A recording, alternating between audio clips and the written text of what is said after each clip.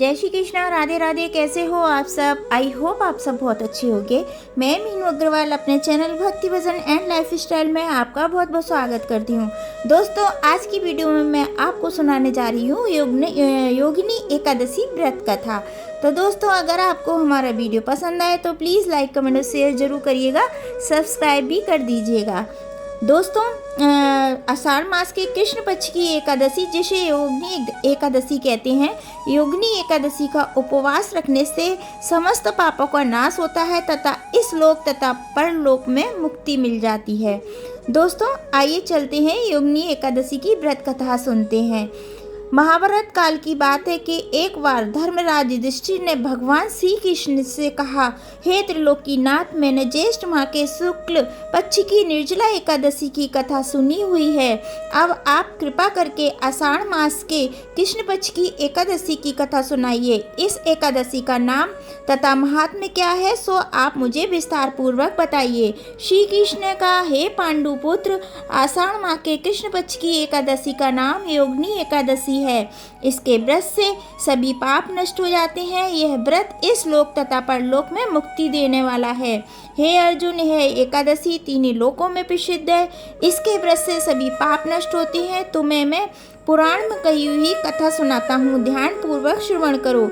कुबेर नाम का एक राजा अलकापुरी नाम की नगरी में राज्य करता था। वह शिव भक्त था। उसका हेममाली नामक एक यक्ष सेवक था जो पूजा के लिए फूल लाया करता था। हेममाली की विशालाक्षी नाम की एक अति सुंदर स्त्री थी। एक दिन मानसरोवर से पुष्प लेने आया, किंतु कामना में युक्त होने के कारण पुष्पों को रखकर अपनी स्त्री के साथ रमण करने लगा। इस भोग विलास में उसे दोपहर हो गई।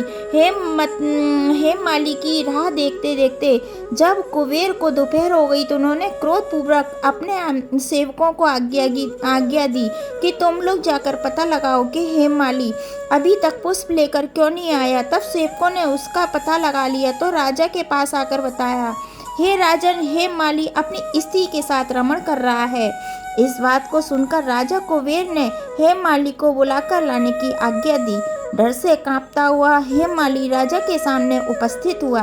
उसे देखकर कुबेर को अत्यंत क्रोध आया और उसके होठ फड़फड़ाने लगे। राजा ने कहा, अरे अधर्मी, तूने मेरे परम पूजनीय देवों के श्री देव भगवान शिव जी का अपमान किया है। मैं तुझे श्राप देता हूँ कि तू स्त्री के वियोग में तड़पे और मृत्यु लोक में जाकर कोढ़ी का जीवन व्यतीत करे।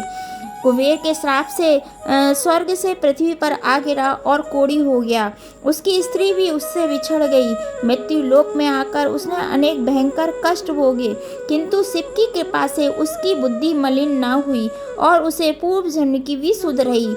अनेक कष्टों को भोगता हुआ तथा अपने पूर्व जन्म के कुकर्मों को याद करता हुआ वह हिमालय पर्वत की तरफ चल पड़ा। चलते चलते मार्कंडेय ऋषि के आश्रम में जा पहुंचा। वह ऋषि अत्यंत वृद्ध तपस्वी थे। वह दूसरे ब्रह्म के समान प्रतीत हो रहे थे। उनका वह आश्रम ब्रह्मा की सभा के समान शोभा दे रहा था। ऋषि को देखकर हेममाली वहां गया और उन्हें प्रणाम करके उनके चरणों में गिर पड़ा। हेममाली की दशा देखकर मार्कंडेय ऋषि ने कहा, तूने कौन से निर्कष्ट कर्म किए हैं जिससे तू कोढ़ी हुआ, भयानक कष्ट भोग रहा है। महर्षि की बात सुनकर हेममाली बोला, हे मुनिश्रेष्ठ, मैंने राजा कुबेर का अनुचर था। मेरा नाम हेममाली है। मैं प्रतिदिन मानसरोवर से फूल लाकर शिव पूजा के समय कुबेर को दिया करता था।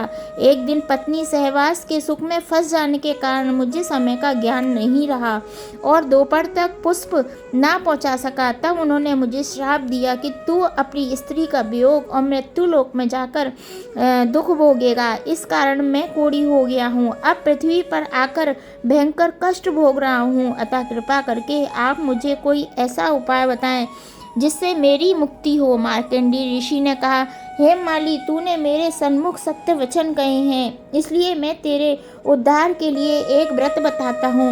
यदि तू आषाढ़ मास के कृष्ण पक्ष की योगिनी एकादशी का विधान पूर्वक व्रत करेगा तो तेरे सभी पाप नष्ट हो जाएंगे। महर्षि के वचन सुनकर हेममाली अति प्रसन्न हुआ और उनके वचनों के अनुसार योगिनी एकादशी का विधान पूर्वक व्रत करने लगा।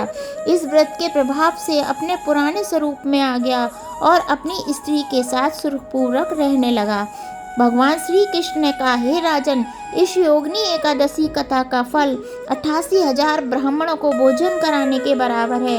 इसके व्रत से सभी पाप नष्ट हो जाते हैं और अंत में मोक्ष प्राप्त करके प्राणी स्वर्ग का अधिकारी बनता है। तो दोस्तों, भगवान श्री कृष्ण आप पर यूं ही कृपा करते रहें, इसी कामना के साथ मैं अपनी कथा यहीं समाप्त करती हूँ। तो दोस्तों, जय श्री कृष्ण, राधे राधे, जय माता दी।